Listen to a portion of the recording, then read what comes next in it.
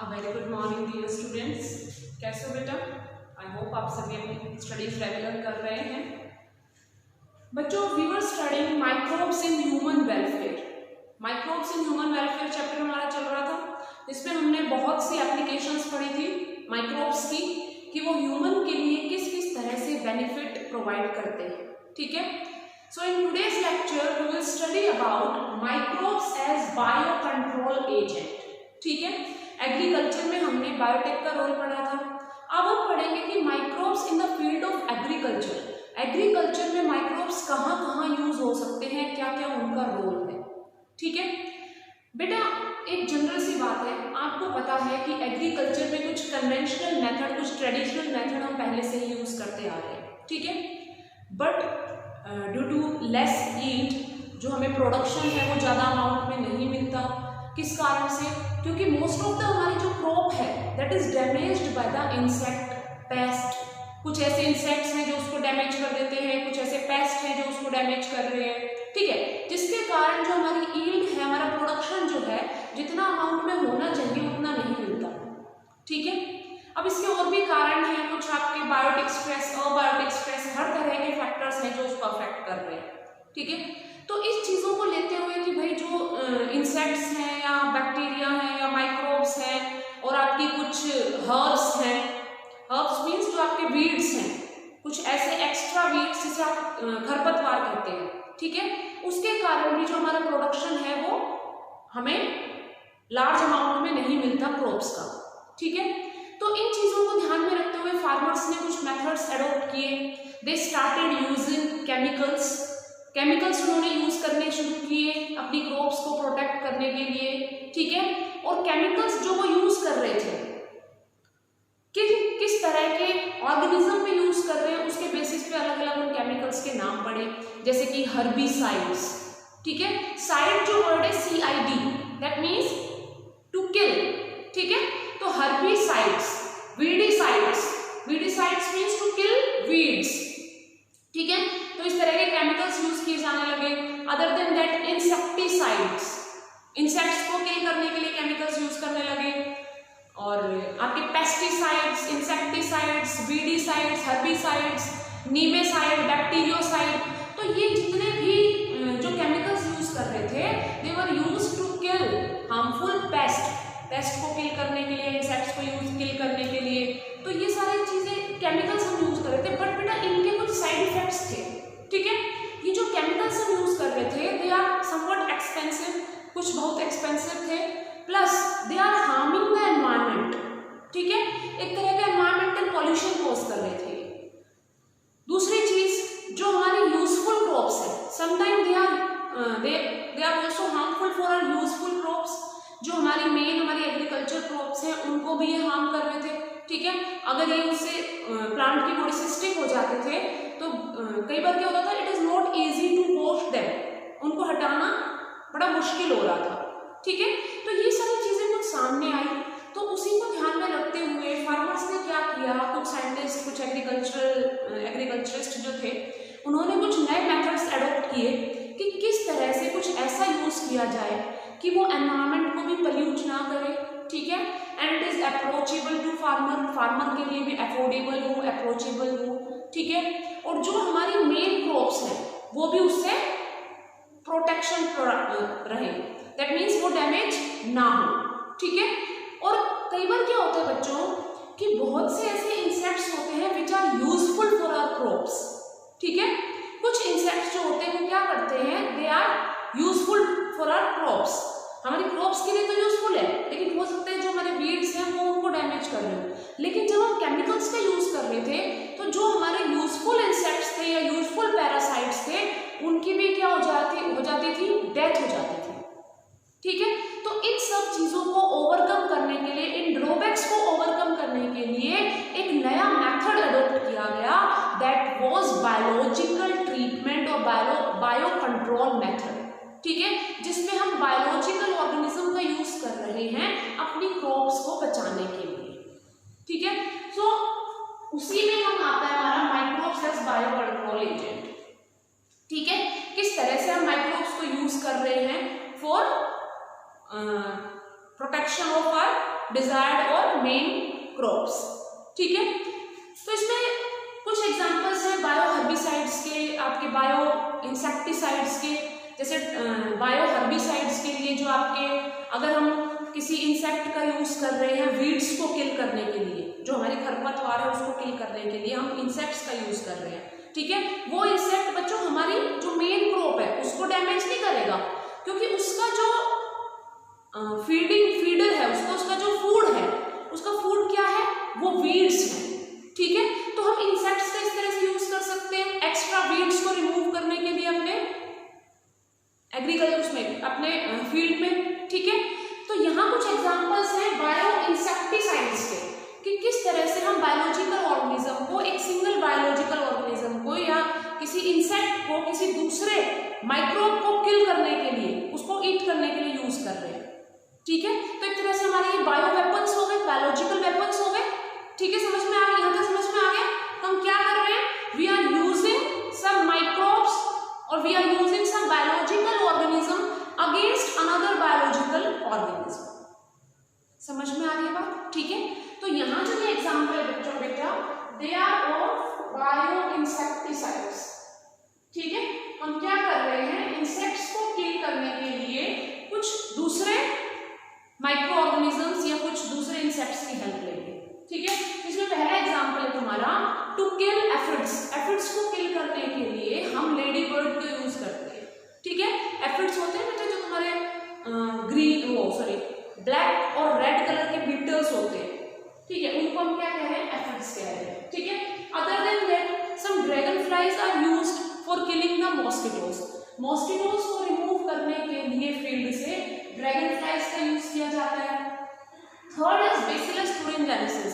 ये तो आपको अच्छी तरह पता है बेटा, हमने बायोटेक्नोलॉजी में पढ़ा था कि किस तरह से बेसिलस thuringiensis जो है हमारा बीटी जो है, जो कि एक सॉइल बैक्टीरिया है, उसको यूज किया जाता है to kill caterpillars of butterfly या अलग दूसरे इंसेक्ट्स के अगेंस्ट, मोथ के अगेंस्ट, हमारे जो बीटल्स हैं, हमारे जो और एफिड्स हैं, उनके अगेंस्ट भी बेसिलस thuringiensis बैक्टीरिया को यूज किया जाता है। ठीक है, इसके जो स्पोर्स होते हैं, dried spores, they are spread on the crops.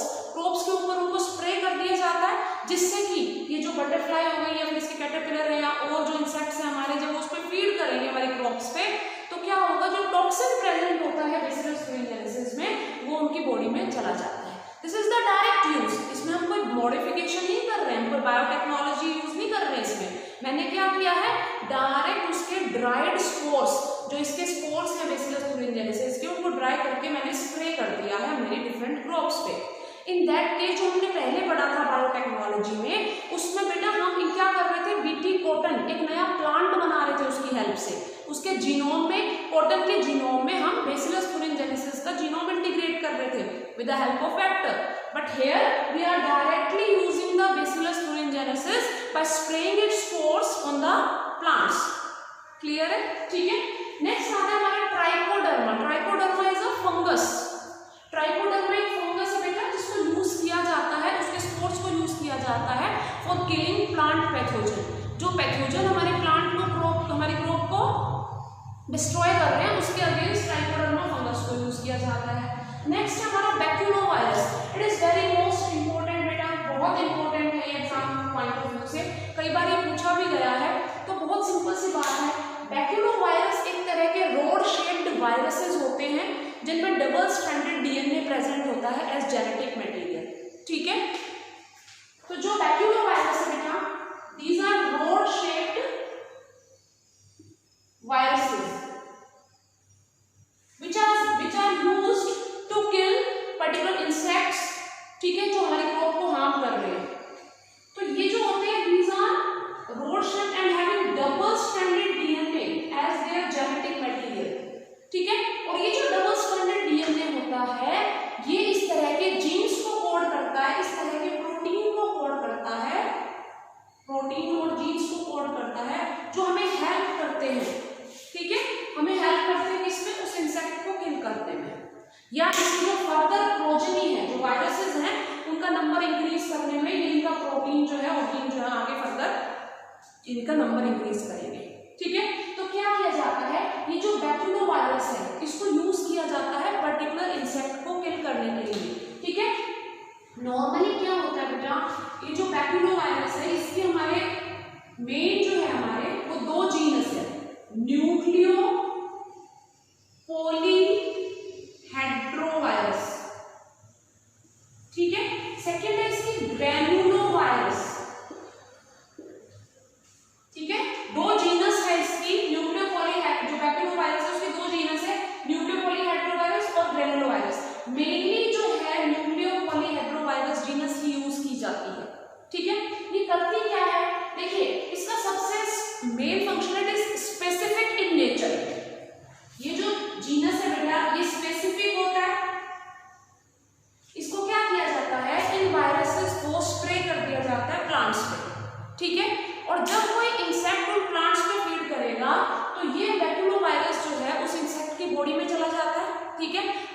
जो गट है वहां जाके एक्ट करता है और उसको किल कर देता है, उसके गट के सेल्स को, जिस तरह से हमने बेसिलस यूरिनजेनेसिस में पढ़ा था। इसका मैकेनिज्म भी कुछ वैसा ही है, ठीक है। But it is very specific in nature, एक पर्टिकुलर तरह की, एक पर्टिकुलर इंसेक्ट की स्पीसीज को ही किल करता है ये, ठीक है। दूसरी चीज, it will not kill non target insects, जो हमारे फील्ड में हमें यूजफुल इंसेक्ट्स है उनको किल नहीं करेगा ये, समझ में आ रही बात, ठीक है। प्लस जो हमारे दूसरे प्लांट्स हैं, जो हमारी क्रॉप वाले प्लांट है, जो हमें यूजफुल है, उनको भी किल नहीं करता। तो ये जो इसकी बैक्यूलोवायरस है, इसको यूज किया जाता है इसमें आईपीएम में, इंटीग्रेटेड पेस्ट मैनेजमेंट, ठीक है। पेस्ट मैनेजमेंट को, पेस्ट्स को मैनेज करने के लिए जो इंटीग्रेशन का क्या मतलब है, हम कुछ बायो कंट्रोल एजेंट्स दे रहे हैं, plus we are using some new techniques, new instruments, new machines for increasing our productivity, ठीक है। तो आपको ये याद रखना है, बैक्यूलोवायरस की भी न्यूक्लियोपॉलीहेड्रोवायरस जो जीनस है वो यूज की जाती है। क्यों यूज की जाती है? Because it is highly specific in nature, एक पर्टिकुलर टारगेट जो इसके इंसेक्ट्स है उन्हीं को किल करती है, नॉन टारगेट इंसेक्ट्स को, यूजफुल प्लांट्स को किल नहीं करती, ठीक है। तो ये कुछ एग्जांपल थे बेटा हमारे बायो इंसेक्टिसाइड्स के, ठीक है। Some of the microbes they can be used as biofertilizers, ये आपके लिए नया नहीं है, आपको अच्छी तरह पता है। बहुत से ऐसे माइक्रोब्स हैं जो फर्टिलिटी प्रोवाइड करते हैं सॉइल को, ठीक है, bye fixing a particular nutrient, ठीक है। देखिए इसी से रिलेटेड टर्म है बेटा ऑर्गेनिक फार्मिंग, ठीक है। देखिए जो हम फर्टिलाइजर्स पहले यूज कर रहे थे, they are chemical based, chemical present होता है उनमें, एंड यू ऑल नो जो केमिकल है बच्चों वो आपके एनवायरनमेंट को तो पल्यूट करेगा, साथ ही साथ वो जब केमिकल फूड चेन में एंटर कर जाता है तो ह्यूमन कंजम्पशन के लिए भी बहुत हार्मफुल है, ठीक है। तो इन चीजों को ध्यान में रखते हुए कुछ बायो फर्टिलाइजर्स सामने आए, फिर उनको यूज किया गया क्रॉप के लिए, क्रॉप उसकी सॉइल की फर्टिलिटी को इंक्रीज करने के लिए, ठीक है। तो ऑर्गेनिक फार्मिंग क्या है? Use of these bio fertilizers instead of using chemicals as fertilizers, ठीक है। जो फर्टिलाइजर्स केमिकल बेस्ड थे उनको हटा देना, उनको यूज ना करना, और फिर फार्मर्स के थ्रू फार्मर ने क्या किया, बायो फर्टिलाइजर्स को यूज करने लगे टू इंक्रीज द प्रोडक्टिविटी, ठीक है। Bio fertilizers means fertilizers in the form of microbes, ठीक है। तो बैक्टीरिया जो है इसका सबसे पहला एग्जांपल है, कुछ बैक्टीरिया है जिनको यूज किया जाता है to maintain the fertility of the soil. इसमें पहला आता है बेटा आपका राइजोबियम। राइजोबियम जो है it is a symbiotic bacteria,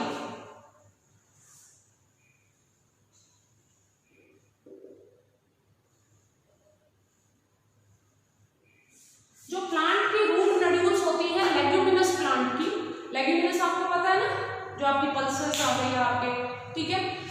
तो जो लेग्यूमिनस प्लांट्स होते हैं उनके रूट्स में कुछ नोड्यूल्स पाए जाते हैं जहां ये बैक्टीरिया मिलते हैं, राइजोबियम बैक्टीरिया, ठीक है। ये क्या करता है आपको अच्छे से पता है बेटा, राइजोबियम बैक्टीरिया वहां नाइट्रोजन फिक्सेशन का काम करता है, ठीक है। ये क्या करता है, नाइट्रोजन को कुछ यूजफुल कंपाउंड्स में कन्वर्ट कर देता है, and those useful compounds are used by the plant. Nitrate, nitrates, nitrogen cycle पड़ी थी, उसमें देखा था हमने कि किस तरह से नाइट्रोजन को ये जो हमारी यूजफुल फॉर्म है उसमें कन्वर्ट कर देता है, that is known as nitrogen fixation, ठीक है। तो राइजोबियम जो होता है बेटा वो फ्री लिविंग स्टेट में रह सकता है, but in free living state it does not fix nitrogen, nitrogen fix नहीं करता वो फ्री लिविंग स्टेट में। जब ये लेग्यूमिनस प्लांट के रूट्स में सर्वाइव करता है तो ये नाइट्रोजन फिक्सेशन का काम करता है, that means it increases the fertility for nitrogen. Nitrogen Uptake easily plant कर लेते हैं इसकी हेल्प से। तो ये क्या कर रहा है, फर्टिलाइजर का काम कर रहा है। फर्टिलाइजर्स क्या करते हैं, पर्टिकुलर आपके जो नाइट्रोजन है, फॉस्फोरस है या पोटेशियम है, एनपीके करके फर्टिलाइजर आता है, nitrogen potassium, sorry nitrogen phosphorus and potassium, ठीक है। इसकी कमी को पूरा करने के लिए केमिकल्स यूज करते हैं। तो यहाँ जो राइजोबियम वो क्या कर रहा है, नाइट्रोजन की डेफिशिएंसी को पूरा कर रहा है, ठीक है। Other than that some free living bacteria are also present,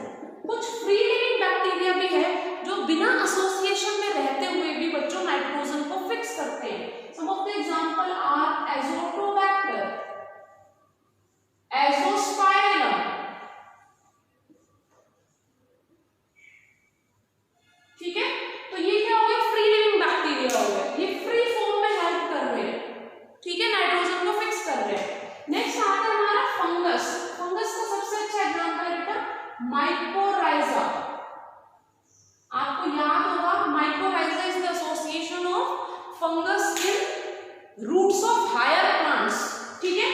तो इसमें मेनली जो फंगस होती है that is glomus fungus, glomus fungus along with roots of higher plant. देखिए क्वेश्चन आ जाता है कई बार, विच फंगस, विच, तो ग्लोमस आएगी। ग्लोमस फंगस क्या करती है, जो हायर प्लांट्स हैं उनके रूट्स में रहती है और क्या करती है, नाइट्रोजन फिक्सेशन का काम करती है, ठीक है। अब ये क्या कर रही है, पहली चीज तो ये कि जो फंगस है ये सिर्फ उसको वाटर और मिनरल्स एब्सॉर्ब करके नहीं दे रही प्लांट को, इसके और भी बेनिफिट है।